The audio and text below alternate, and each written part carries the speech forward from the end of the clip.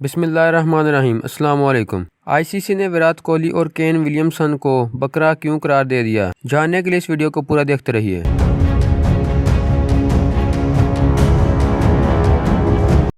گزشتہ روز international cricket council کے official Twitter account سے بھارتی کپتان وراٹ کوہلی اور کیوی کپتان کین ولیمسن کی ایک ساتھ بیٹھے ہوئے تصویر شیئر کی گئی۔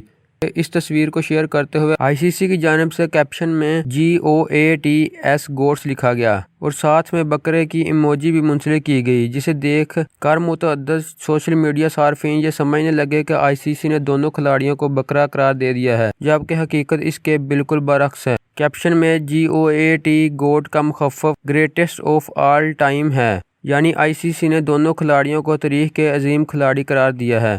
واضح رہے کہ گزشتہ روز بھارتی ٹیم نے نیوزی لینڈ کو سیریز کے 5ویں اور آخری T20 میچ میں بھی شکست دے کر 5-0 سے کلین سویپ مکمل کیا تھا۔